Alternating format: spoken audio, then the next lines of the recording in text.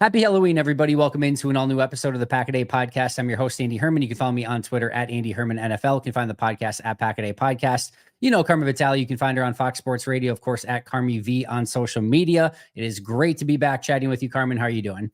I'm good. I guess I should have worn my Harry Potter cloak or something. It's Halloween. It's like my favorite time of year. I have had the house decorated all month. It's awesome. We both dropped the ball. I probably should have gone as a Luigi's Pizza to stay on brand, but We're both in I black guess at least. Yes, exactly. We did get that down. We kind of coordinated. You just need a blue hat and we're good to go. We've got a lot to get into. This has been a really fun week from a Packers standpoint with a big win over the Steelers. There's a lot to discuss there. What seems like a fairly easy game coming up against Carolina, but usually those are anything but, at least when it has come to the Packers so far this year.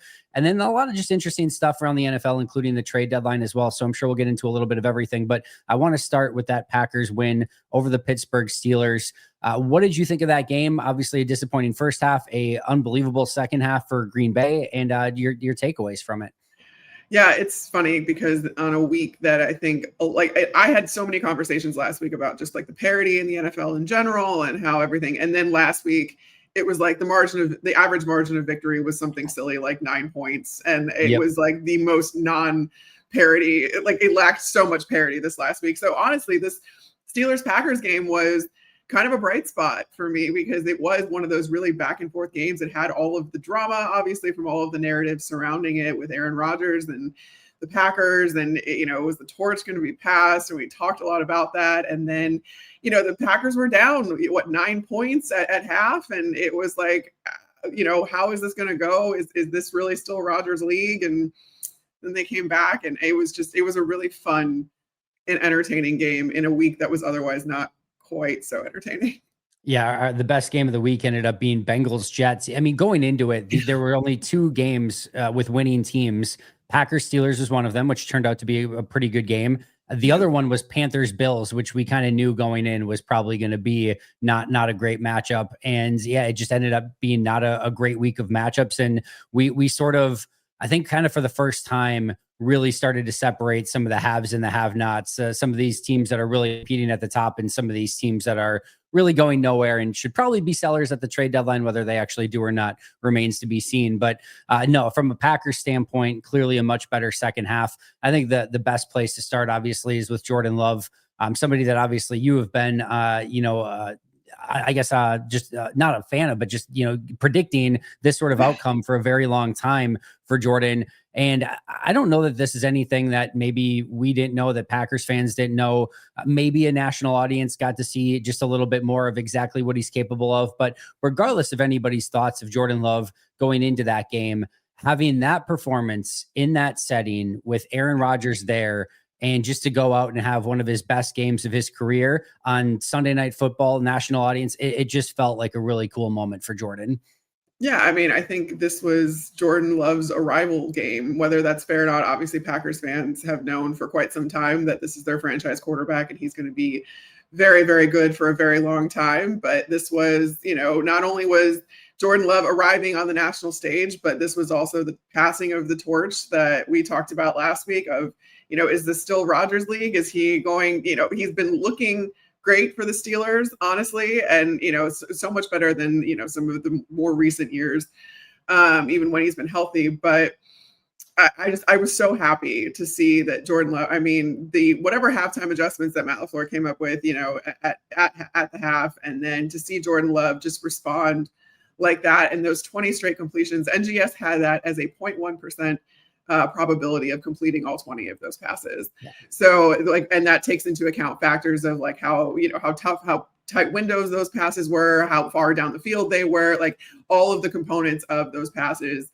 were taken into account in a stat like that. And so I wanted, obviously the camera panned to Aaron Rodgers on so many occasions during that game, but they didn't as Jordan Love was kind of doing that. And I was like, I needed a camera on Aaron Rodgers at that point. I needed to see his reaction to Jordan just drilling that over and over and over again, especially towards the end of that streak. It was funny. I saw Jordan Love go on Kay Adams' show Up and Adams the other day, and he had no idea that was what he was just so locked in. He had no count in his head. He's like, I wouldn't have dirted it if I knew. I would have tried to get it. Oh, wait. Nobody That's told me I amazing. was on some sort of crazy streak. That's But amazing. Sometimes it's it almost better because as soon as you get that in your head of like, oh, I'm on a streak, like you almost start thinking of it more. It maybe right. was beneficial to him. And Matt LaFleur said the same thing that he wasn't aware of the streak either until the game was over. No, I like Kay asked him, she's like, is that one of those things where people just kind of stay away from you because they like, in baseball, how like when Yep. pitchers are throwing a no-hitter, you're like, no, like nobody goes near them, nobody talks to them, like they're very like allowed to stay in the zone. But usually, I mean, obviously pitchers kind of are aware of what they're doing at that point, whereas Jordan Love just had no idea. And he said that he would have wanted to know. So I think like going forward, Packers players, Packers coaches, if he's on some sort of streak, tell him apparently.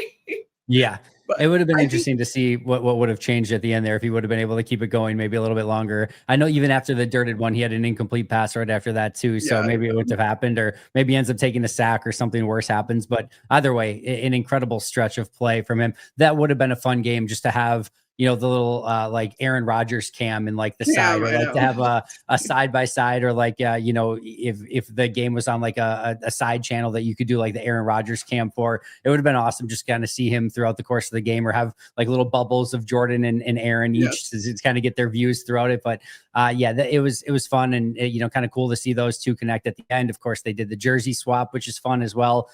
Just an overall fun night. And I think for NFL fans, it was a very entertaining game, and you got to kind of see Aaron play well and Jordan even play better. And then I think for some of those Packers fans who do still, hold a spot in their heart for Aaron, this was a pretty solid game from Aaron. I know they struggle on third down, and I know there's maybe a couple throws you'd like to have back or whatever, but 200 plus yards, couple touchdowns, no picks.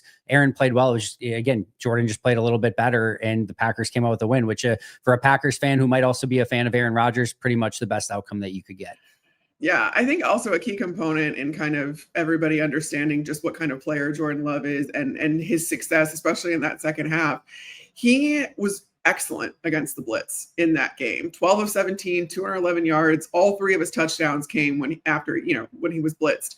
And that's the third most yards against the blitz by a quarterback this season. And that's NGS stats again. And it just showed, who this guy is as far as the guy, like, under pressure, what he's seeing. He's so good at recognizing what a defense is trying to do against him. And that's, I think, why I've always had so much faith in him, is because he did get those 3 years on the bench to take those mental reps.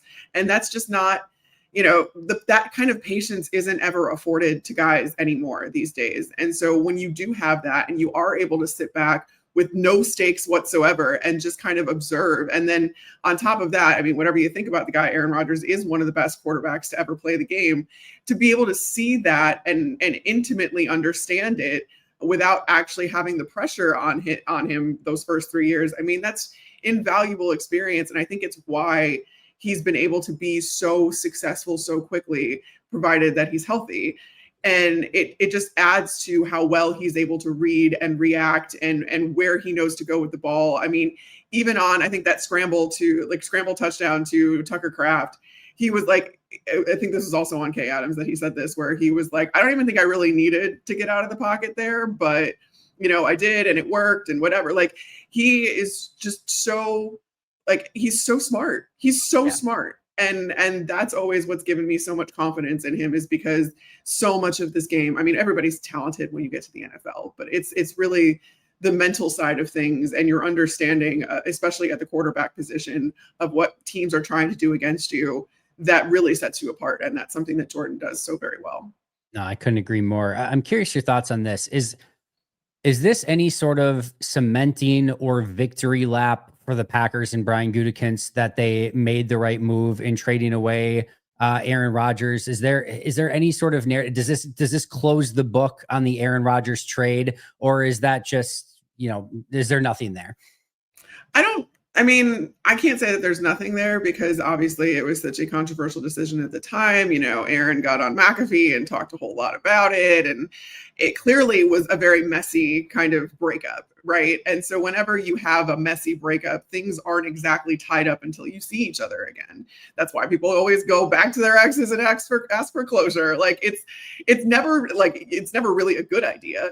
But in the NFL, like, it was a when, not an if. And honestly, they didn't get that chance when Aaron was on the Jets. And so this was kind of, I think there was a closure portion of this. And again, to have Jordan Love go out and have that type of game, I mean, obviously the Packers were confident in Jordan Love from the get-go. They wouldn't have drafted him where they did when they still had Aaron playing at MVP level. They wouldn't have invested so much in Jordan Love and been okay with kind of being patient with him and letting him sit on the bench and then, making that trade if they didn't have that utmost confidence in him that he could turn out to be their third straight franchise quarterback. But this is an organization that knows very well how to, has a track record of doing that. And they know what it looks like when they have something. And so I think that this was just, again, a matter of the Jordan Love's arrival game for the rest of us who don't get to see the ins and outs of the everyday Jordan Love that, in meeting rooms and at throughout all of practices and all this other stuff. This is the Packers. That's why the Packers extending Jordan Love the year after, what was that, last offseason now? Or no, 2 off seasons ago. It came after them knowing Jordan Love for more than just his first year starting. And that's what I kind of tried to convey too, because, he did get that contract. And I think a lot of people's eyes popped out of their heads where they're like, this guy has 1 year of starting experience. And I'm like, the Packers aren't paying him off of 1 year of starting experience. They're paying him off of what they've seen for the last 4 years. And that's something that we haven't been privy to, but now we are. And I do think that this is a long-winded way of just saying the Packers have known this all along. So maybe the Packers themselves didn't need that closure, but I think that it makes a difference when the rest of us have now caught up. Yeah, no, I think that's totally fair and well said. Just kind of a couple things.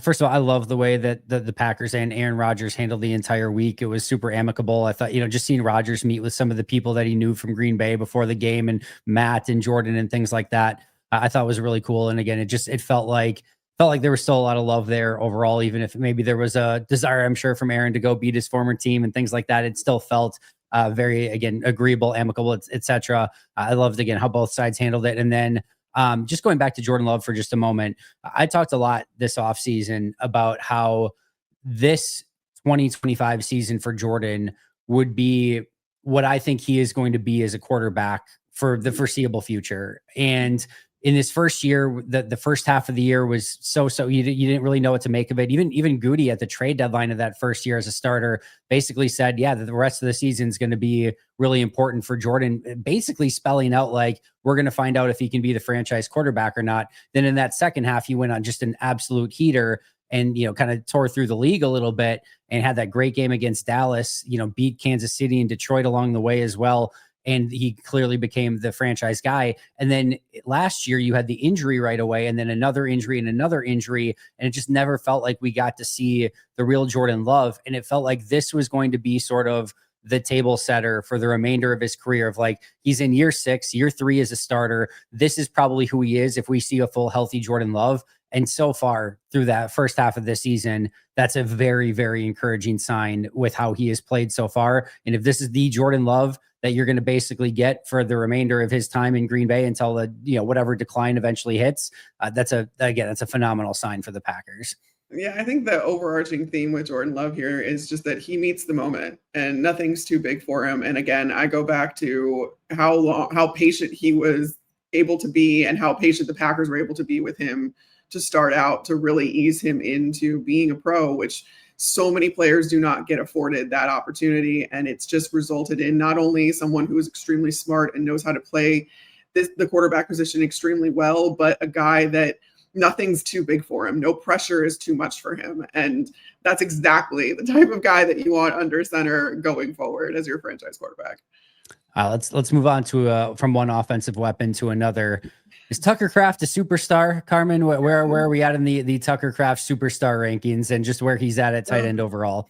I couldn't be happier for Tucker Kraft, and he's such a fun player, and he's such an easy guy to root for. I mean, not only what he does on the field, obviously, but he's a good guy, and he does so much for the community in Green Bay. He does so much for his community back home, and he's just so easy to root for. And then he's such an explosive player. I mean, you look at that game against the Steelers, and Jordan Love didn't really have to do much in that. Like, he had 143 receiving yards, Tucker Kraft did. 131 of them came after the catch.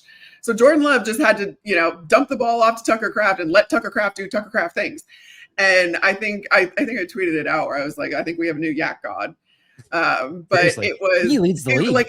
It was awesome. Like, because again, when not only as like a tight end, but as a guy in a smaller market, like, I don't think the national audience gets a lot of exposure to someone like Tucker Kraft. Like, maybe more of the receivers and obviously Josh Jacobs and Jordan Love and all that other stuff. But I don't feel like necessarily tight ends get that same class of exposure.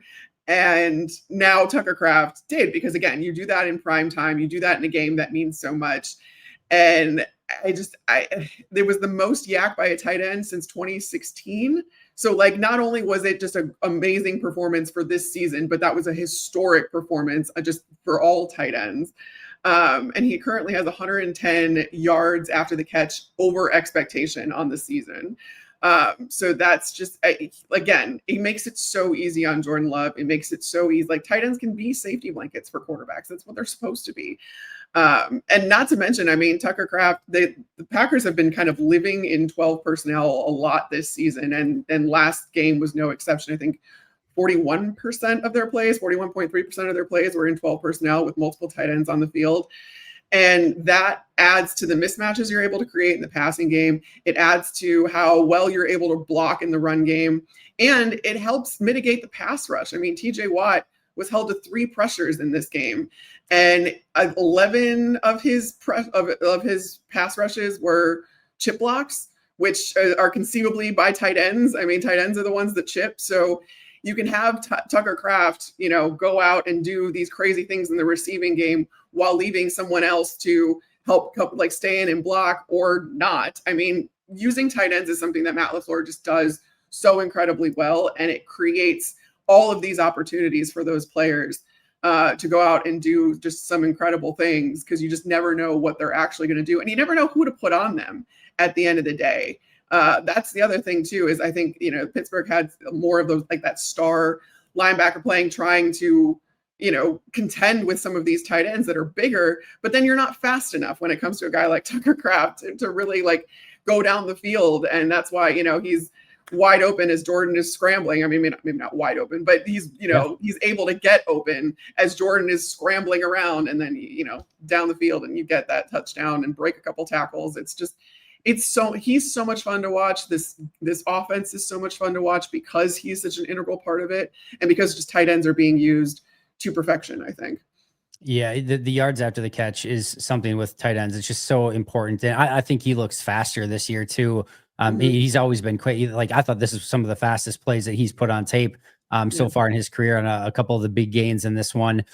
Just to go back, he leads all tight ends in yards after catch. He is 4th overall, behind only Christian McCaffrey, Bijan Robinson, and Jamar Chase. Pretty good company to keep with yards after contact, or yards after catch, I should say. And then also with that, Jamar Chase and Christian McCaffrey have both had one more game than he has had so far. So again, very good company overall for Tucker Kraft. I've also changed my my scouting process for tight ends moving forward. As I watch tight ends in the draft, you have to have a WWE style personality in order to get at the top of my chart. Like, if you look at the Travis Kelce, the George Kittles, the Shannon Sharps, the Rob Gronkowskis, I was going to say, you're right. You're so right. Just a little something. They could easily be like a WWE superstar. They got the personality. Tucker Kraft's doing the Shawn Michaels kip up after first downs. Like, you just have to have a little bit of, you have to be all crazy in all the right ways. And Tucker Kraft has that in spades. I love him to death. He's such a fun player. Hey, friends, it's time to get our sleeper picks in for Packers Panthers this coming Sunday, noon in Lambeau Field. I'm excited for this game, and I'm going rookie heavy for my picks in this game. First of all, Matthew Golden. He's a little bit frustrated, hasn't been utilized more.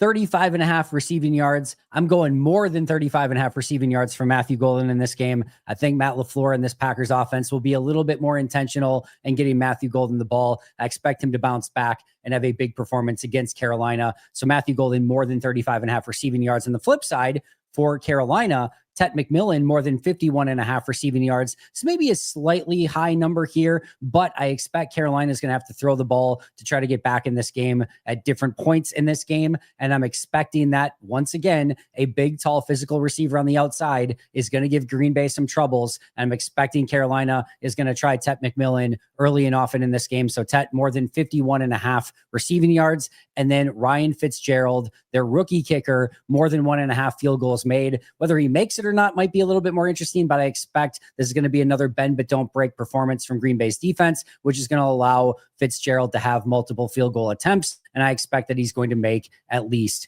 2 of those. So Matthew Golden, more than 35.5 receiving yards, Tet McMillan, more than 51.5 receiving yards, and Ryan Fitzgerald, more than 1.5 field goals made. The best part is that you can get a 100% match up to $100 by utilizing code Packaday over on Sleeper. Again, a 100% match by utilizing code Packaday over on Sleeper. Terms and conditions apply. Check those out over on Sleeper. And of course, they are available in over 25 states. So if you haven't checked it out yet, what are you waiting for? Get after it and get your Green Bay Carolina picks in for this week. Hey friends, we'll get back to Carmen Vitali in just a moment. Before we do so, I want to shout out Luigi's Frozen Pizzas for sponsoring today's show. What sounds better right now than a thin and crispy pepperoni pizza made in Wisconsin with real Wisconsin mozzarella cheese, Parmesan Romano, that to die for tomato sauce. It is the perfect pizza. I haven't even talked about the perfectly seasoned pepperonis. You guys are going to want to check these out. If you want to find the closest one to you, go to luigispizza.com. Find their store locator and find the Luigi's closest so you can pick up these delicious pepperoni pizzas. And of course, make sure to follow them on social media at Luigi's Pizza as well. Also want to shout out Ryan Nelson, Alchemy Wealth Management, retirewithryan.net.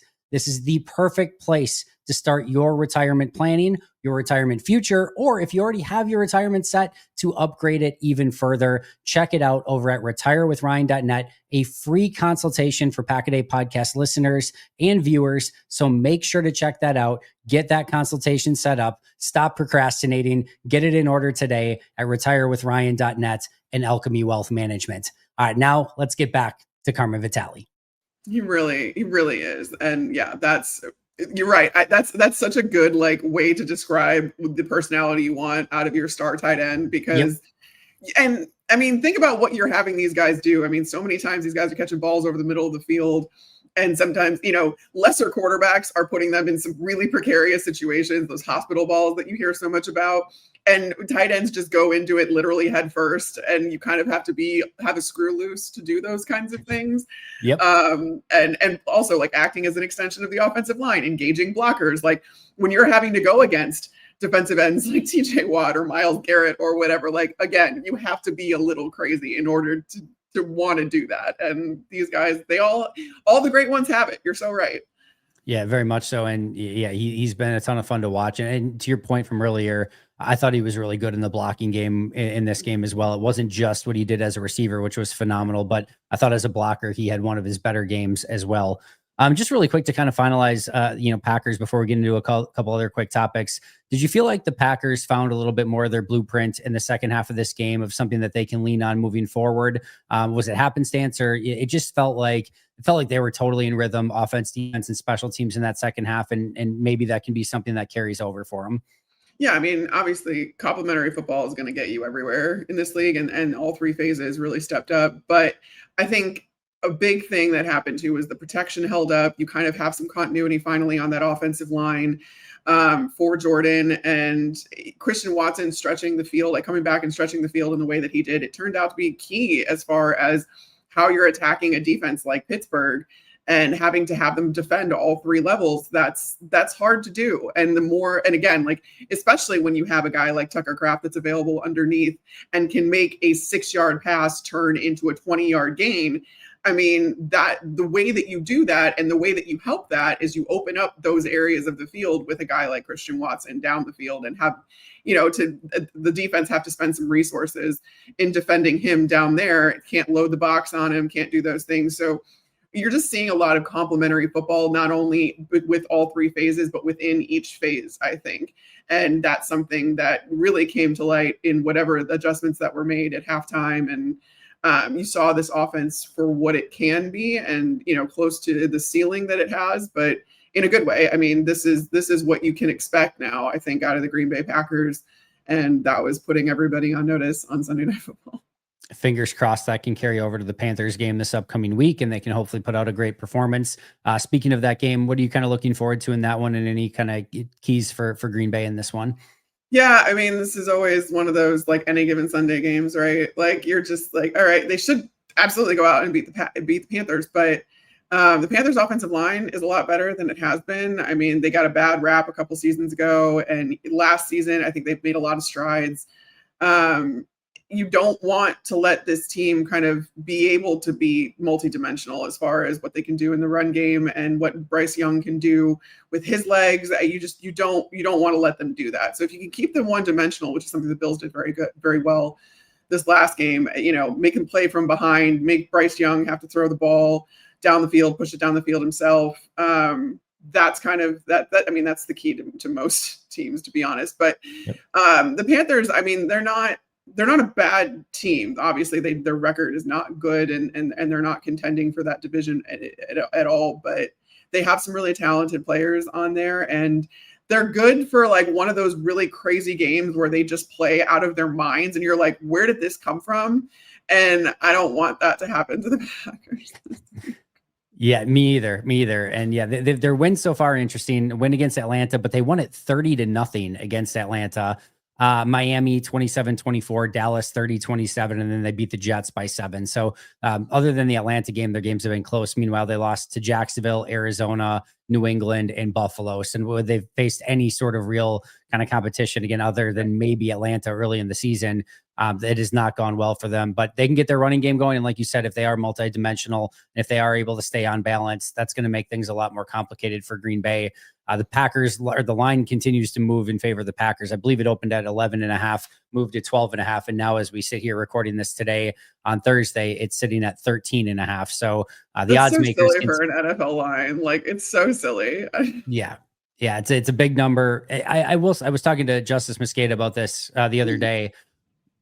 If this is a game where the Packers win, or maybe it wasn't just, I was somebody, but if this is a game where the Packers win, like it's the Bengals game and it's kind of like an annoying 9-point win, or they win by 4 or 6 or whatever, like I'm not going to be upset by it or whatever. Like I'm happy. I'll take the win. I'm not, I don't really care about the style points or whatever for the most part. But what I will say is best of the best teams throughout the course of the year do at some time find a way to blow out a team here or there. Yes. And there's not like, maybe they can get the Giants in New York. We're going to talk about the Vikings in just a moment. Maybe they can do it against the Vikings, depending on how the rest of their season goes. But this feels like maybe their best opportunity this season to just really show like, hey, we can go and boat race a team and not have it be like, oh, we're in the fourth quarter and we've got to kick a late field goal to make this a 2-possession game so that the Panthers can't get the ball back and go and win the game or something like that. So again, a win's a win. I'm not going to complain about it one way or the other, but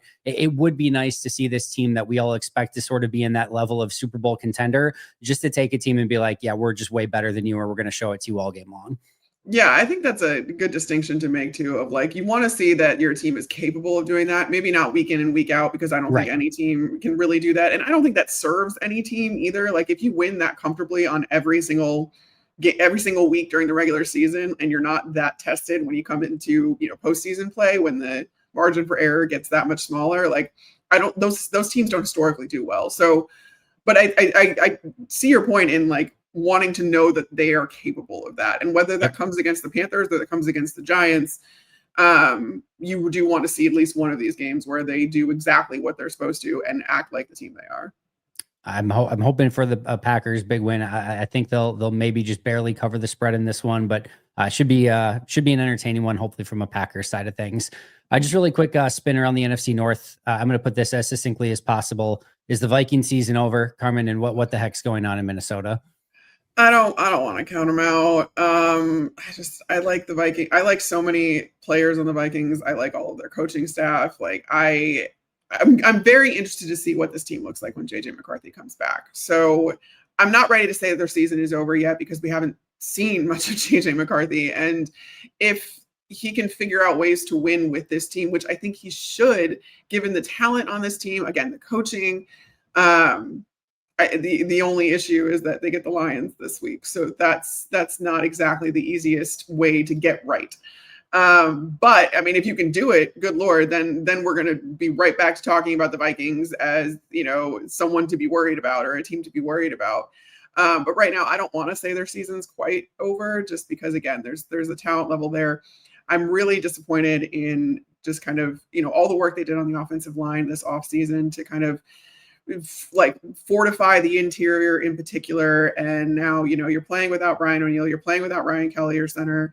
And it just, the drop off is just stark when it comes to what that offensive line was supposed to be versus now what it is.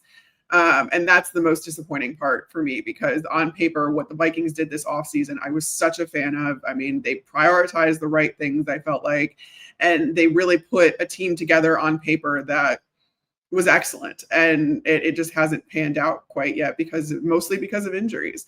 So when a team is, struggling, and it is mostly because of injury, I can't ever count them out, because if you're one injury away from being bad, you're probably one healthy player away from being good. Yeah. So I don't want to count them out just yet. And I want to give JJ McCarthy a chance to right the ship. ESPN, per their matchup predictor for the remainder of the season, has the Vikings favored in one game the rest of the year.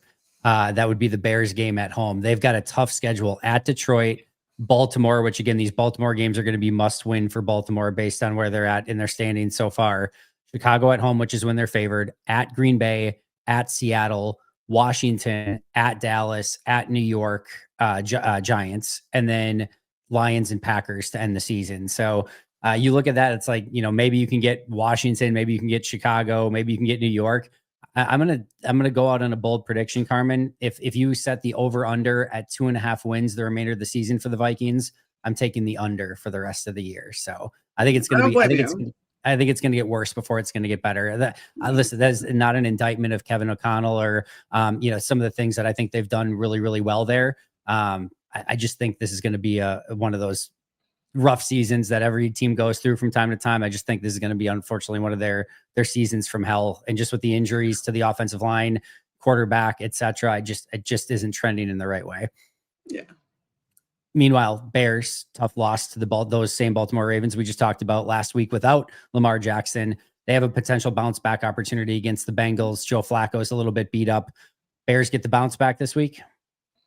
I don't know. I know that Bears fans need a bounce back because they're already like off a ledge with Caleb Williams. I went back actually and kind of compared, not that because they're at all the same quarterback, but I went and compared Jared Goff's first 8 weeks under Ben Johnson as offensive coordinator versus Caleb Williams' first 8 weeks under Ben Johnson as as head coach. And it was just to see, how long it took for Jared Goff to become the Jared Goff that we see now.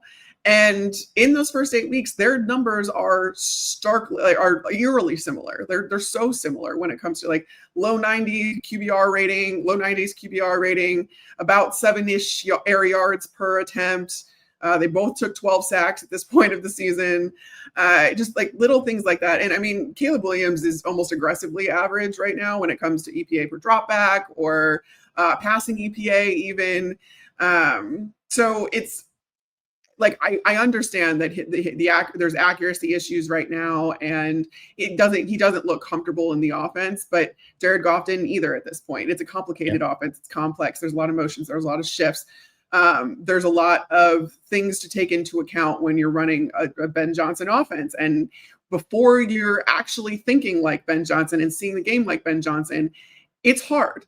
And I'm not saying that, I know for sure that Caleb's going to get a ton better and he is the franchise guy in Chicago and everything's going to be hunky-dory and fine going forward. But I'm just saying it's a little too early to kind of write it off and say that was a mistake. And it's hard when, guys like Drake May are going off and, in the MVP conversation now, deservedly so, but loved Drake May coming out regardless.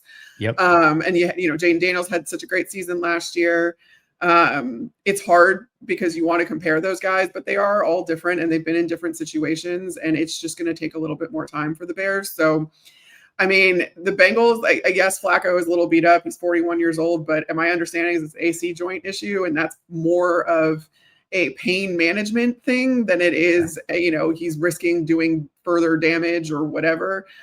In talking to guys about that injury that have had it, they're like, yeah, basically it's just if you can play through pain, and that's something that Joe Flacco is no stranger to, obviously, but he also is 41, so maybe he's the not Vikings would certainly have him play. I know that much. The Vikings would have him play. I'm just kidding. Yeah, no, I think it's going to be really interesting to see if the Bears can bounce back this week. The Packers and Lions are probably going to define the division for the remainder of this year, but Caleb Williams and JJ McCarthy are still the big question mark lottery tickets, pieces to keep an eye on, not only for the NFC North future, but if those two all of a sudden hit, that changes everything in the North and in the NFC. And if obviously Caleb Williams hits to the level that they thought he could be when he was the first overall pick, that changes things in the NFL as well. So those are two big time players to kind of keep an eye on in the North the remainder of the season to see just what they can become as quarterbacks in the NFL. Carmen, you're the absolute freaking best. Tell us where we can find all of your amazing work. Easiest way is just follow me on social, Carmi V, on Instagram, on Twitter, on Blue Sky, and then listen to Fox Sports Radio on Saturdays from 3 to 5 Central. We will make sure to do so. Again, follow her at Carmi V. You can find me at Andy Herman NFL. We'll be back next week. All of a sudden talking about Packers Eagles already, which is going to be a big game next week. That's going to do it for us. But until next time, and as always, go Pack Go.